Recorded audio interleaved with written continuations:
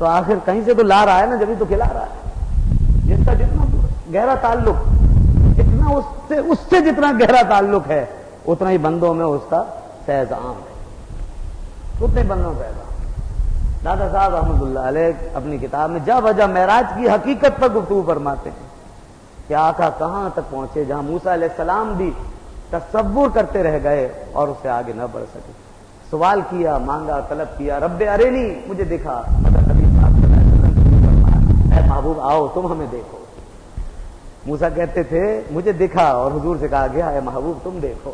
آؤ جلوہ بے نقاب ہے، آؤ لذت دیدار سے کنار ہو جاؤ. حضور نے دیکھا اللہ کا جلوہ، اللہ کا دیدار.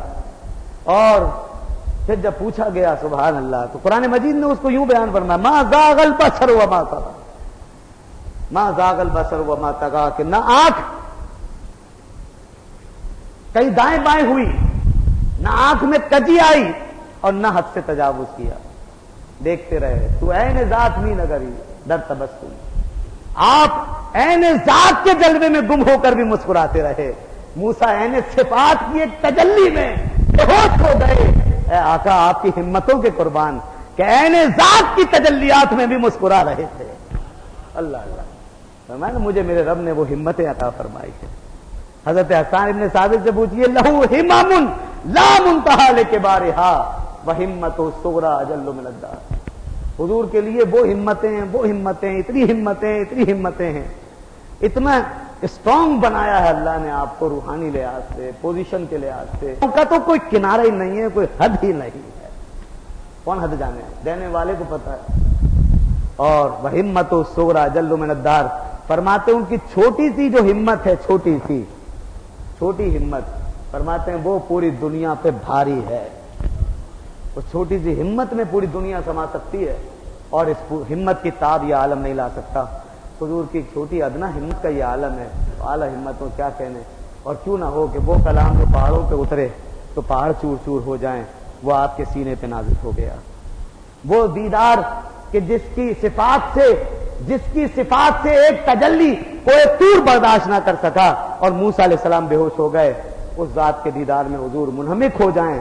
اور قرآن کہے ان کی آنکھیں ہمیں دیکھتی رہیں، دیکھتی چلی جائیں، جلوے بساتی چلی جائیں، اور وہ ساری نعمتیں اور تجلیاں سمیٹ کر اپنے دامن میں دنیا میں تشریف بھی لے آئیں، اور دنیا میں آ کر لوگوں کو ان کی اپنی استعداد کے مطابق تقسیم کرتے چلے جائیں. یاد رکھیں کہ آج ہمیں اللہ کے قرب اور اس کے تقرب کے حوالے سے جو کچھ بھی حاصل ہوتا ہے یہ رسول پاک صلی اللہ علیہ وسلم کی معراج کا صدقہ ہے. حضور کو اتنا قریب کر لیا، اتنا قریب کیا کہ ایک اتھارٹی بن گئے، ایک سند بن گئے. حضور کی ذات ہر جگہ سند ہے، اس مرحلے سند ہے. اس لیے حضرت امیر خسرو فرماتے ہیں کہ شب جائے کہ من بودم، رات میں نے جس عالم میں تھا میں نے رات گزاری، جہاں میں نے گھڑیاں گزاری ہیں وہاں میں نے خدا خود میرے مجلس بود. وہاں دیکھا کہ خدا میرے مجلس تھا، لیکن اس ملک کے اندر جو چراغ رہا تھا وہ شمع صلی اللہ علیہ وسلم تھی. اللہ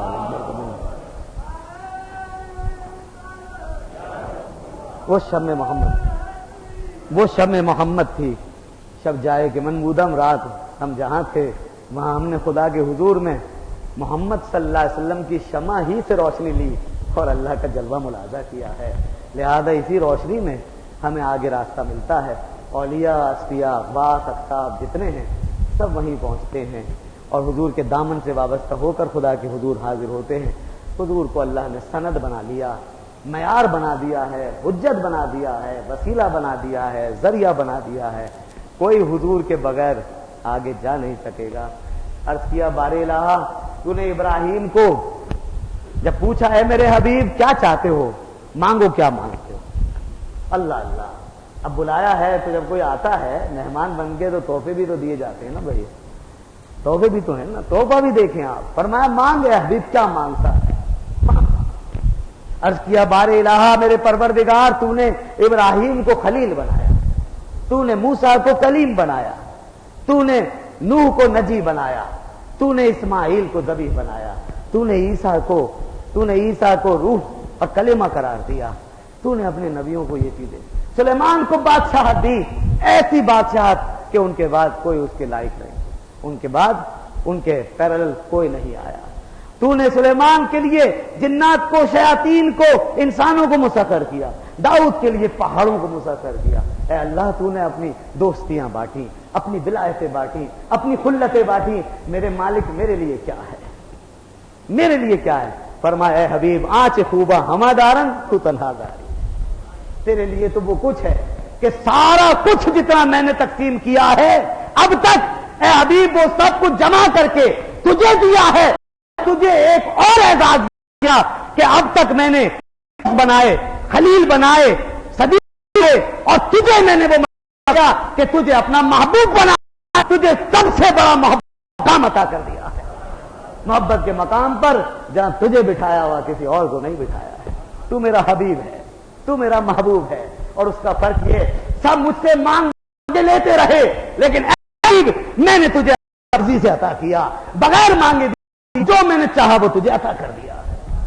سب مانگتے تھے میں دے دیتا تھا، لیکن تیری شان یہ ہے کہ جو تو نے مانگا وہ بھی تجھے دیا، اور جو نہیں مانگا وہ بھی دے دیا، جو نہیں مانگا وہ بھی دیا۔ یہ ہے نبی پاک صلی اللہ علیہ وسلم کی معراج۔ اس معراج کے تو فیض اللہ نے اپنے حبیب کو کیا کیا عطا فرما دیا، یہ سلسلہ ہم پڑھتے رہیں گے، غور کرتے رہیں گے، مگر ہم ختم ہو جائیں گے۔ ان عطاؤں اور بخششوں کا حساب نہ کوئی کمپیوٹر لگا سکے گا، نہ کوئی پیمانہ، نہ کوئی حساب کتاب کی مشین، کوئی دنیا میں ایسی چیز آج تک نہ بنی نہ بن سکے گی کہ اندازہ کیا جا سکے کہ ان کے حصے میں کیا کیا آ گیا۔ ان اللہ علی کل شیء قدیر، سبحان اللہ، وہ پاک ہے جو لے گیا، اس کی کوئی کمی نہیں ہے، وہ ہر کمی سے پاک ہے، لہذا وہ سب کچھ دے سکتا ہے جو دیے جانے کے قابل ہے، جو دیے جانے کے قابل ہے۔ اور دیے جانے کی کیا کیا قابل ہے آپ اور میں کیا جانیں؟ بس اس کی خدائی اسی کے ساتھ ہے، اس کی معبودیت اسی کے ساتھ ہے، بس وہ کوئی اور اس کا شریک نہیں، معبود صرف وہ ہے۔ اس کے علاوہ جو کچھ ہے وہ جہاں تک چاہے دے، جتنا چاہے دے۔ آپ اور میں کون ہوتے ہیں جو یہ نہیں تھا وہ نہیں تھا؟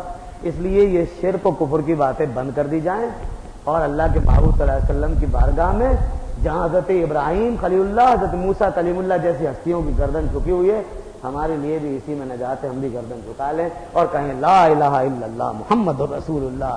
معبود صرف اللہ ہے، اس کے بعد محمد صلی اللہ علیہ وسلم ہی کا دور ہے، اور ساری مخلوق کے لیے آپ ہی سب کچھ ہیں، رحمت ہیں، رحمت بن کر آئے ہیں، وسیلہ بن کر آئے ہیں، واسطہ بن کر آئے ہیں۔ اس لیے اعلیٰ حضرت نے فرمایا کہ سرور کہوں کہ مالک و مولا کہوں تجھے، بال خلیل کا گل زیبا کہوں تجھے، حیران ہوں میرے شاہ میں کیا کیا کہوں تجھے، تیرے تو بس عیب تنائی سے ہیں بری، حیران ہوں میرے شاہ میں کیا کیا کہوں تجھے، لیکن رضا نے ختم سخن اس پہ کر دیا، خالق کا بندہ اور خلق کا آقا کہوں تجھے۔ بس اللہ کے بندے ہیں اور باقی سب کے آقا ہیں، سب کے آقا ہیں۔ یہ ہے آپ کی میرا انشاءاللہ گفتگو چلتی رہے گی، رات کو بھی پروگرام ہے، ہر سال کی طرح اس سال بھی آج شب معراج ہے، رات میں انشاءاللہ عشاء کی نماز کے بعد پروگرام شروع ہو جائے گا۔ آپ حضرات تشریف لائیے ذوق و شوق سے، محبت سے، پیار سے، تو آپ انشاءاللہ مزید باتیں رات میں سماعت فرمائیں گے اور کچھ باتیں عرض کریں گے انشاءاللہ۔ معراج ہی موضوع ہوگا، معراج کے حوالے سے گفتگو ہوگی۔ اللہ تبارک و تعالی ہمیں اسی ذوق و شوق سے، محبت سے سننے، سمجھنے، عمل کرنے کی توفیق عطا فرمائے۔ وآخر دعوانا الحمدللہ رب العالمین۔